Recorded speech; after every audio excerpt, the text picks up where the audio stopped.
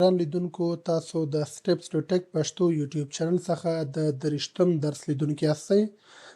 30م درس د سی پروګرامینګ اړوند د سټرینګ سپیشل کریکټرز مربوط ده چې دې په اړه موږ بحث کوو. په 22م درس کې موږ سټرینګ هغه ابتدایي موارد دا ذکر کړي وو. نو سپیشل کریکټرز څنګه کولی شو موږ په سټرینګ کې استعمال کړو. دا ویډیو موږ د همدې په اړه ترتیب کړی. امید ده چې تر پایه وګورئ. تر ټولو نه مهمه خبره دا ده کله چې موږ سټرینګ ذکر کوو په پروګرامینګ کې، په سی پروګرامینګ کې، نو هغه ضرورت لري چې ډبل کوټس کې باید ذکر شي. خو دا ډبل کوټس ځینې وخت مشکل جوړوي. که چیرې دا سپیشل کریکټر موږ شو کول غواړو نو ډبل کوټس موږ ته مشکل جوړوي. لکه یو مثال به درکړمه، ګورئ راځئ کریکټر موږ لیکو. دلته کریکټر یو مثال زه ذکر کوم، ویلکم میسج. دلته زه لیکم یو سټرینګ کریټ کوم ورته ویلکم فرید الله قادری. دا یو میسج ما ولیکه. اوس که چیرې دا میسج د شو کول غواړم ارې ټایپ سټرینګ ده، نو دا څنګه شو کول غواړم، تاسو به ورته فارمټ سپیسیفایر به ولیکئ د سټرینګ لپاره او بیا به دا ویلکم میسج به شو کوي. راشئ دلته وګورئ ویلکم میسج شو کیږي. کمپایل او رن کوي. مین فایل سټور کوي په خپل پروجیکټ کې. دا برخه زموږ نه ده پکار، دا دواړې برخې موږ کمنټ کو. دا فقط راهنمایي لپاره وه.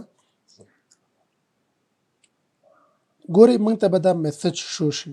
خو اوس خبره دا ده دې کې موږ لږ تغییر راولو.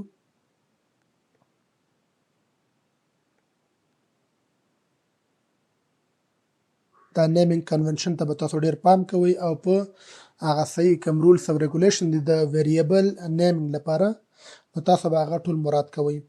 اوس خبره دا ده دلته به تاسو هم یو انډرسکور ته ورکئ. ځینې وخت ضرورت پیښیږي چې یو څوک وایي دا تخلص دې په ډبل کوټ کې راشي، نو زه هم دا په ډبل کوټ کې نیسم او په همدې شکل دلته یو بل کوټ اضافه کوم. زه دا دین نه لرې کوم او داسې لرې کوم. یو بل به ورکم چې د عمومي لپاره وي. نو که چیرې اوس زه دا رن او کمپایل کړم نو موږ ته وایي چې دلته مشکل دی. تاسو ته وګورئ په 10م لاین او 40م کالم کې موږ ته وایي کامه به تاسو راولئ او یا قادر نه مخکې تاسو به څه راولئ، سیمی کالن راولئ تر څو دا ټیکس پای ته ورسیږي. نو دلته به تاسو مثلا سیمی کالن ورکئ، به دا به چلیږي. خو بیا دا بل سټرینګ پات شو. یعنې دې قسم حالاتو کې چې د موږ په کار ده باید ډبل کوډ موږ سپیشل کریکټر په خپل سټرینګ کې ځای په ځای کو، مګر موږ ته ایرر راکوي. نو دې لپاره دا ویډیو موږ برابر کړی تر څو سپیشل کریکټر زده کو چې څنګه کولی شو په خپل دا سټرینګ کې موږ ځای په ځای کو. یعنې سټرینګ کې کوم سپیشل کریکټر ته که چیرې ضرورت پیښیږي هغه ځای په ځای کو. او د دې مشکل حل لپاره ډیر ساده موږ ځینې سپیشل کریکټر دي چې هغه موږ کارو. نو د هغې لپاره مهمه دا ده چې موږ د بیک سلش سکیپ کریکټر ورته ویل کېږي، هغه باید موږ انتخاب کوو. نو تاسو بیک سلش تاسو ووایئ، د هغې نه وروسته به تاسو دا سمپل راولئ او په همدې شکل بیک سلش به ووایئ او دا ډبل کوډ به ولیکئ. یو به ترې پاک یو به پرېږدئ. نو که چیرې دا تاسو کمپایل او رن کړئ نو اوس وګورئ موږ ته به مشکل نه پیښوي. نو ګورئ هغه ډبل کوډ موږ تخلص سره راوستم.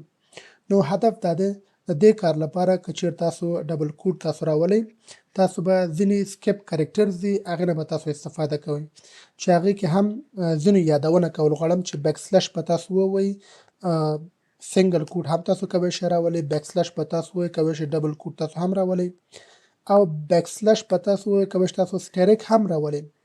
نو دا بیک سلش دې لپاره ده تر څو هغه سیکوینس د کریکټرو هغه ختم کړي، دا سکیپ کړي او بل کریکټر شروع شي.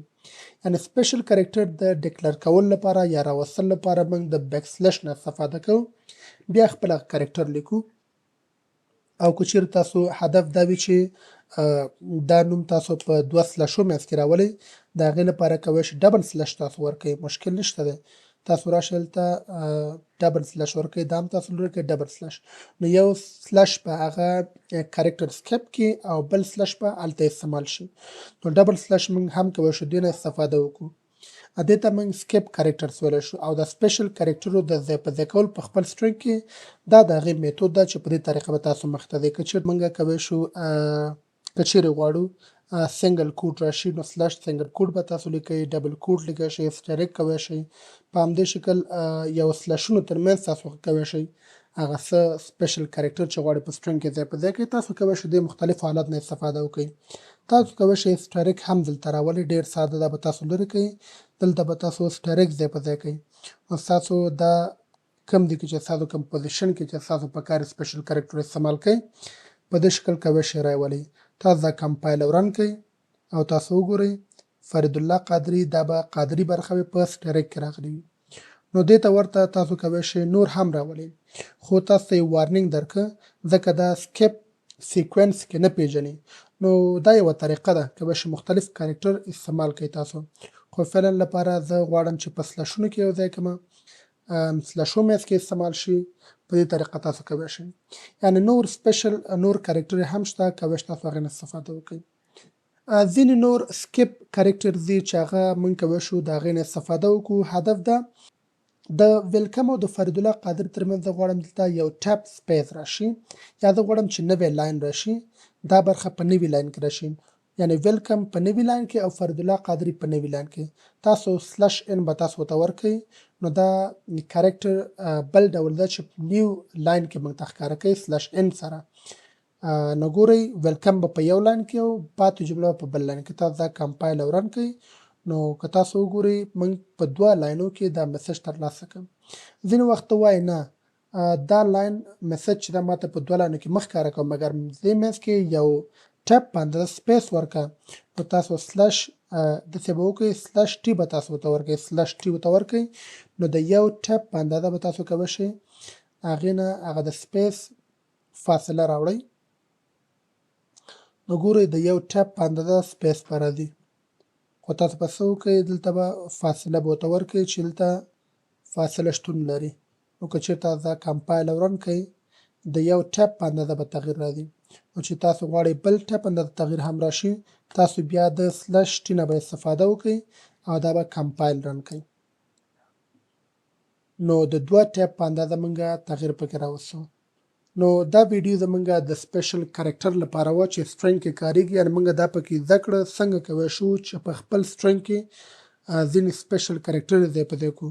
نو دا ویډیو همدلته پای ته رسیږي. د اوس لپاره خدای په امان.